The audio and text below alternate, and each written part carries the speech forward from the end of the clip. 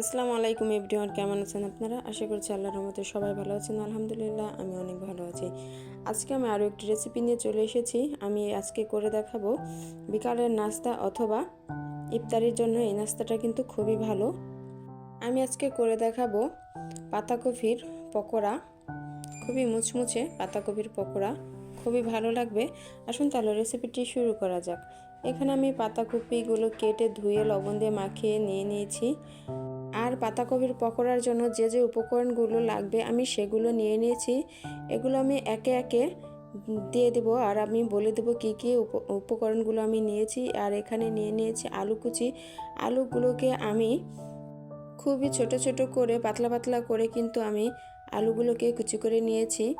নিয়ে নিয়েছি পেঁয়াজ, নিয়ে নিয়েছি বেসন, নিয়ে নিয়েছি কাঁচামরিচ, নিয়ে নিয়েছি একটা ডিম, আর নিয়ে নিয়েছি একটু চালের গুঁড়া।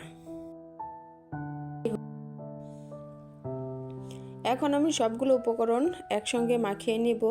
এখানে আমি পাতাকপির মধ্যে দিয়ে দিলাম আলু কুচি। সবগুলো আলুকে আমি দিয়ে দিলাম। দিয়ে দেবো এখন আমি স্বাদ মতো লবণ দিয়ে আমি কিছুক্ষণ সময় একটু মাখিয়ে রেখে দেব, একটু নরম হওয়ার জন্য। দেখুন আমি মাখিয়ে নিয়ে নিয়েছি।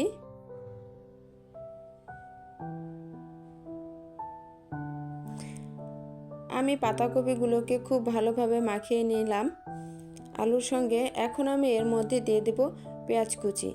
আপনারা চাইলে আরও বেশি পরিমাণে পেঁয়াজ নিতে পারেন। আমি এখানে অনেকগুলোই পেঁয়াজ নিয়েছি।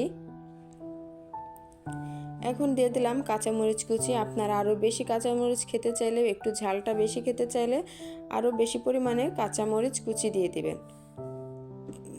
আমার যেহেতু নাস্তাগুলো বাচ্চা খায়, সেজন্য কিন্তু আমি ঝালের পরিমাণটা একটু কমিয়ে দিই। আপনারা যারা আমার ভিডিওটি দেখছেন, আপনাদের কাছে আমার একটাই রিকোয়েস্ট, ভিডিওটি শুরু করে একটি লাইক করে দেবেন, কমেন্ট করে আপনার মতামতটি জানিয়ে দেবেন। এখন আমি দিয়ে দেব বেসন। এখানে আমি হাফ কাপ পরিমাণ বেসন নিয়ে নিয়েছি। বেসনগুলোকে আমি এখন দিয়ে দিলাম চালের গুঁড়া। চালের গুঁড়াটা কিন্তু পকোড়াগুলোকে মচমচা করে।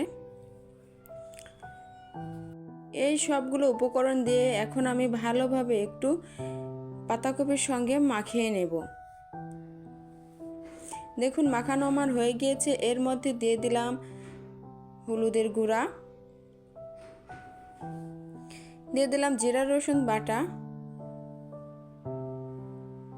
এখন দিয়ে দেব গরম মশলার গুঁড়া। গরম মশলাটার গুঁড়া দিলে খুব সুন্দর একটা ফ্লেভার আসবে, সেজন্য একটু গরম মশলার গুঁড়া দিয়ে দিলাম। এখন আমি ভালোভাবে উপকরণগুলোর সঙ্গে মশলাটাকে আমি একটু মাখিয়ে নেব।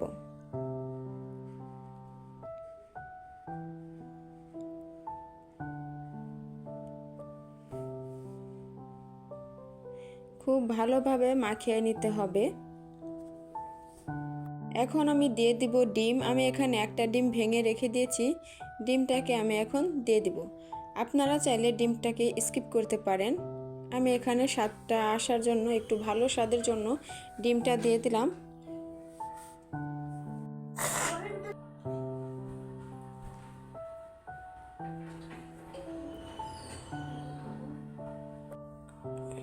আমি সম্পূর্ণ উপকরণটাকে মাখিয়ে নিয়েছি। এখন আমি চলে আসলাম চুলায়। এখানে আমি একটা প্যান বসিয়ে দিয়েছি। প্যানের মধ্যে আমি দিয়ে দিলাম পরিমাণ মতো তেল। একটু বেশি পরিমাণে তেলটা দিতে হবে, ডুবো তেলে একটু ভেজে নেব সেজন্য।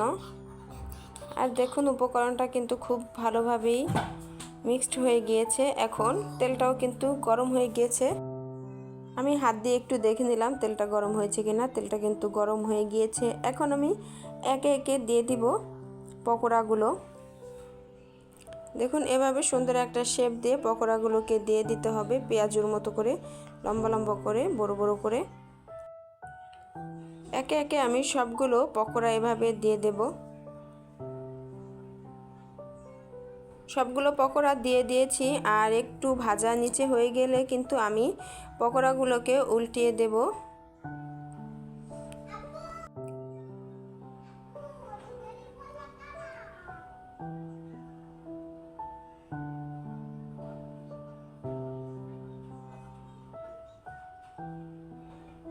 খুব সুন্দর একটা কালার চলে এসেছে। আমি এখানে একটা কাঁটা চামচ নিয়ে নিয়েছি। কাঁটা চামচটা দিয়ে আমি একটু উল্টে নিচ্ছি। দেখতেই পাচ্ছেন খুব সুন্দর একটা কালার চলে এসেছে। এভাবে কিন্তু আমি সবগুলোকে উল্টিয়ে দেব। আর আমি চুলার আঁচটা কিন্তু মিডিয়াম টু লো আঁচে রেখে দেব। অল্প আঁচে কিন্তু আমি সবগুলো পকোড়া ভালোভাবে মুচমুচে করে ভেজে নেব।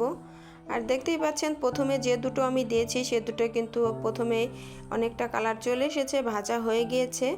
এখন আমি উঠিয়ে নেব। এভাবে করে কিন্তু আমি আমার সবগুলো পকোড়াকে আমি উঠিয়ে নেব।